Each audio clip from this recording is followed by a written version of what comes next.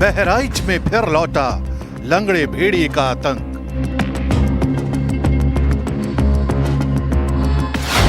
इस बार 2 गुनी ताकत लेकर लौटा है आदमखोर। खूनी भेड़िए की दहशत से संगीनों के साए में बहराइच। आदमखोर भेड़िए की दहशत ने एक बार फिर पूरे इलाके को घेर लिया है। गांव वालों का दावा है कि ये वही भेड़िया है जिसने पिछले साल आतंक मचाया था। लेकिन कहानी यही नहीं है। दावा तो ये भी किया जा रहा है कि इस बार भेड़िया अपने साथ एक नए साथी को लाया है, यानी एक गैंग बनाकर भेड़िया 2 गुनी ताकत से वापस आया है।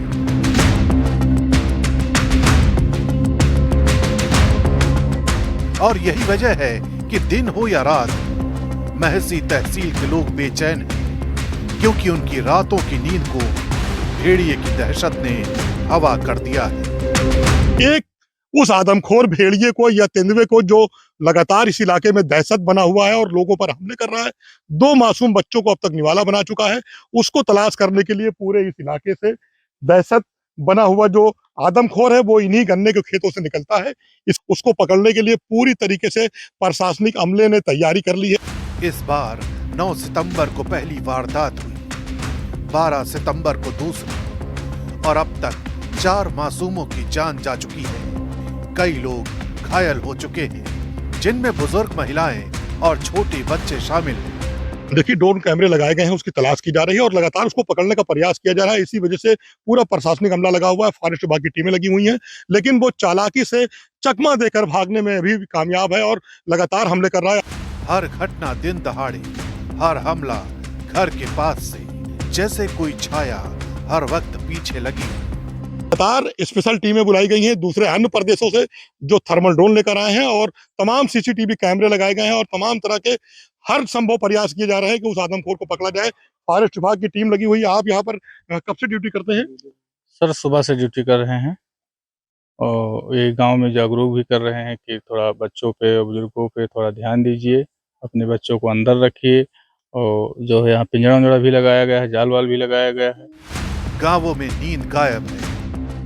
लोग ऊंची मचान पर चारपाई डालकर रात बिताते हैं, तो कुछ लोग ट्रॉली पर सोने को मजबूर हैं। कच्चे घरों के दरवाजे बंद हो चुके हैं और हर हाथ में लाठी डंडा है। बच्चे घर के बाहर निकलने से डरते हैं।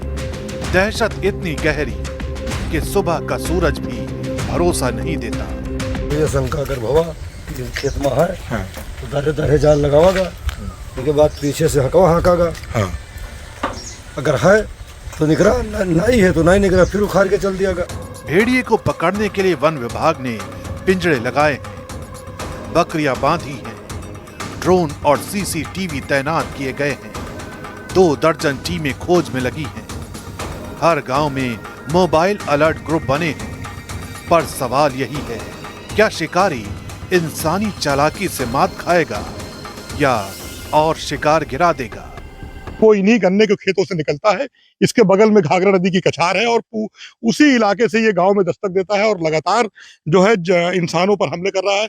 मासूम बच्चों को निवाला बनाने वाला आदमखोर, उसको पकड़ने के लिए पूरी तरीके से प्रशासनिक अमले ने तैयारी कर ली है। और ये जो कछार का इलाका है, इसके करीब में आप देखिए कि जो है वो जो है एक पिंजड़ा लगाया गया है और इस पिंजड़े के अंदर एक बकरी का बच्चा लगाया गया है, जिसको कोशिश ये है कि वो इसकी अपनी खुराक की तलाश में यहाँ पहुंचे, इस बकरी को अपना निवाला बनाने के लिए। और डबल जिस तरीके से यहाँ पर कैमरे लगाए गए हैं, उससे उस आदमखोर को पकड़ा जाए। और बहराइच में दहशत का आलम यह हो चुका है कि खुद सीएम योगी आदित्यनाथ यहाँ होने वाली घटनाओं की मॉनिटरिंग कर रहे हैं। इलाके का हवाई सर्वे भी किया गया है।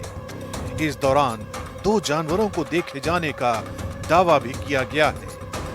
आदेश साफ है, अगर भेड़िया और उसका साथी पकड़ में ना आए तो गोली मार दी जाए। लगातार मासूम बच्चों का खून का प्यासा आदमखोर भेड़िया जो वन विभाग की पकड़ से बाहर था, अब उसे योगी आदित्यनाथ ने गोली मारने के आदेश दिए हैं, जिसके बाद बहराइच के कैसरगंज मझरा टोकरी के इलाके के लोगों ने राहत की सांस ली है कि अब वो आदमखोर जो हमारे बच्चों को निवाला बना रहा था, अब उसे अगर पकड़ नहीं पाती फॉरेस्ट विभाग की टीम तो उसे गोली मार दी जाएगी।